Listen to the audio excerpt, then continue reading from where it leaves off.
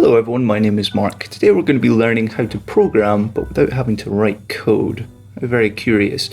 When it comes to writing code and programming and whatnot, it's important to be able to think like a programmer, to be able to think like a computer. And this is something that a lot of programming tuition and tutorials and textbooks kind of miss kind of teaching. So what we're going to do is we're going to learn how to think like a programmer before we actually start programming. So we're going to be using this bit of software here today, RPG Maker VX Ace. You can get a free trial, I think it's a 30-day trial of the light version from this website, rpgmakerweb.com/download. Or you can also buy it on Steam. It's currently on sale for about £25 at the time of writing. So if you want to go download that, get it all installed, get it all registered, and come back to this point in the video. So hopefully you've done that. Hello and welcome back. Right, so this is what RPG Maker VX Ace sort of looks like. Here's a little kind of castle town I made. I'm going to go File, New Project, and I'm going to create a new project on the desktop and call it Programming. Okay. Right, so this is what the default area looks like. I'm not going to talk too much about the software specifically, but up here you can switch to the map mode or the F5 key on your keyboard. As you click on that, it allows you to click on these different tiles over here and to draw in the world that's around you. So for the time being, I'm just going to throw in a bunch of green stuff just so we have a little island, and that's as far as I'm going to go with that. Right, so the next button along, next to the map button, is the event button, or F6 on your keyboard. If you click on that, you'll notice that you'll get all these little grid squares, and you can no longer kind of colour in your world or move your tiles around or anything. So have all these little grids. So if we double click on one of these grids, it brings up this rather scary looking page. We're only going to use a few features of it, but hopefully it will help you understand programming a little bit better.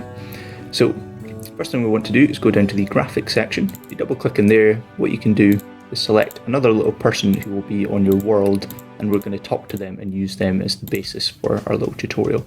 So I'm going to select this dude with green hair over here, hit OK, and now my world has a little guy with green hair. This dude here is my default player character, so that's who we'll be controlling, and this guy will just be chilling out in our world. So if we double click back on him, this area here is one of the reasons I really like this piece of software, is it sort of does the code for you and sort of simplifies the code a little bit, so we can concentrate on thinking like a programmer rather than having to worry about complex syntax and errors and that sort of stuff.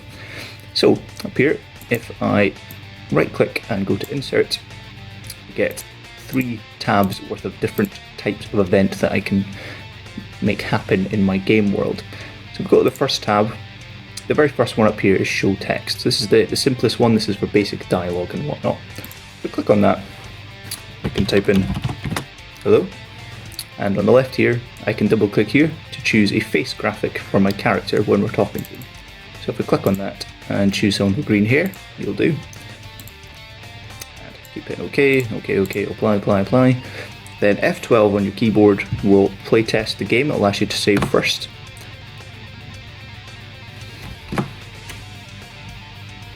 This is me in my game world, so I can use my arrow keys to wander around, and I can walk up to my green haired chum and press the enter key to talk to him, and he'll say hello. Lovely, easy as that. Okay, so if we close that back down, go back to our editor, what we're going to do is try and make this conversation a little bit more interesting. What we're going to do is we're going to set it up so that when we speak to him the first time, he'll say something useful like hello, my name is green haired guy. And then the second time we speak to him, he's going to say something different. Right, so if I double click over here, bring up our text again, I'm just going to click over here and hit delete so we can start from fresh. So let's think about what we want to achieve here. So the first time we speak to him, he's going to say like hello, my name is yada yada yada. And the second time we speak to him, he's going to say something different. So to do this, we're going to use some core concepts of programming. The concepts of the if-else statement and also variables. So these are very core concepts that once you understand them, you can start to think like a machine. Okay, so the first thing we talked about there was the if else statement. So let me give you a kind of crude example. Let's say I walk up to you and I have a very stupid hat on. If I say hello to you, you would make fun of my stupid hat. If it didn't have a hat, then you would make fun of my shoes instead, for example. So let's think about that in terms of an if-else statement. So if I have a stupid hat, you make fun of my hat. Else, you make fun of my shoes.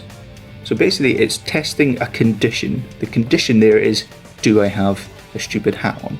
If I do have a stupid hat on, then you make fun of my hat. If I don't have a stupid hat on, then you make fun of my shoes. So this is the crux of the if-else statement, a very fundamental concept in programming, and it's what we're going to be using to create this little scenario in our game. So I'm going to insert some code over here, and we're going to go down to the first tab, flow control conditional branch down here. I'm going to click on that, and it's going to give us various different options. So we're going to just be going over the simplified uses and options here. What we're going to do is we're going to click variable. So that was the other word I mentioned earlier. So a variable is a place to store data. That's usually how they define it, a place to store data. In our case, we're going to be using a variable to store some numbers, 0, 1, 2, 3, whatever. So variables are pretty much every bit of code ever has a variable in them. So if they take a little bit of time to get your head round, you will eventually kind of start to understand them because you'll start to use them all the time. Right, so we've selected variable here, and then this bit here is selecting which variable that we're using. So if we click on these three little dots here, it brings up this rather scary looking menu system. Basically what this is just loads and loads of different variables. So we're just going to start off with the first one. So I'm going to choose number 1, and we can give it a name. So let's call it green hair variable, because we're talking to our green hair guy. And hit OK, and you can see in here we've now selected our green hair variable. So what we're going to do is we're going to check that the value in here is equal to a constant number of 0. So basically what we're doing with our conditional branch is we're checking if the number stored in green haired variable is equal to 0. So remember earlier I said you're checking if I have a stupid hat on. This is the exact same thing we're doing there. You are checking if the value in that variable is equal to the number here, 0. So I'm going to click OK. And what it's done is generate a little bit of code sort of stuff for us here. So again, this is exactly what I just said a moment ago. Conditional branch, then it's got the variable that we created, green hair variable, and then it's got 2 equal signs and then 0. What it's doing is the condition branch is it's checking if the value in the green haired variable is equal to 0. So when we see the 2 equal signs, that means is equal to, so is equal to 0. And then we have 2 little sections here. So you'll notice it's created an else statement for us. So that means that this section here, this first one, is what will occur if that value is indeed equal to 0. So what I'm going to do is I'm going to insert a bit of text in there. So show text. I am equal to 0, and hit OK. And under my else condition here, I'm going to add another bit of text. So if we think about it, for this else statement to run, our value in the variable must not be 0. It must be any other value, but it can't be 0, otherwise it won't run at all. So if we go to show text, I am not equal to, I am not equac, I am not equal to 0. Okay, so let's have a look at our code so far. Condition here, this is our if-else statement. If the variable, green haired variable, is equal to 0, then this bit of text, this bit of code here is going to run I am equal to 0. Otherwise, it's going to run this bit of text here, I am not equal to 0. Okay, so hit OK and playtest our game and talk to the green haired jam. We're going to talk to him. He says I am equal to 0, and every time we talk to him he's just going to keep saying the same thing, I am equal to 0. Right, so what we want to do is we're going to change the value in the variable so that it becomes something that isn't 0, for example 1, so that this else statement has a chance of running. So the first time we talk to him, he's going to come up and say I'm equal to 0, and then after this bit of code runs, we have another little line here that we can put in some more code. So we're going to right click, go to insert, and here we have gain progression control variables. So again, we're still under the first tab here, control variables. I'm going to click on that, and here we have some options. So the first thing it's doing is saying which variable do we want to control. So it's selected by default our original variable, green hair variable. So I'm going to hit OK. And this bit here is where we can choose what to change that variable to, what number we want to change that variable to. So I'm going to go to set and going to do constant and 1. I'm going to hit OK.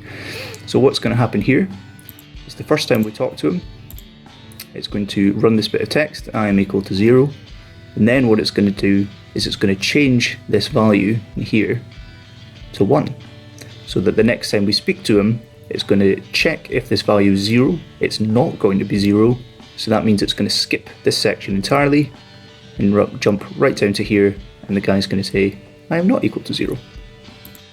So I'm going to apply, OK, and playtest.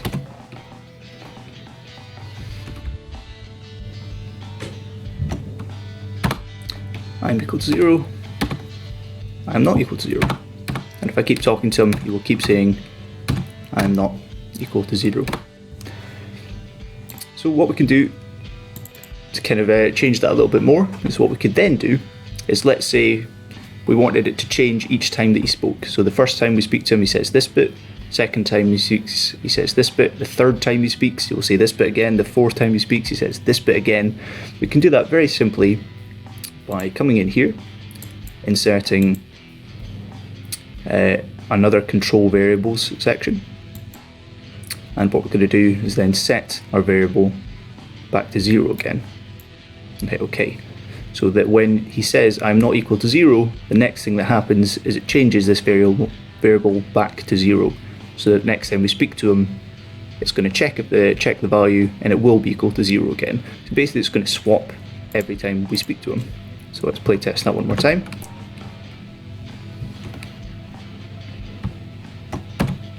I'm equal to 0. I'm not equal to 0.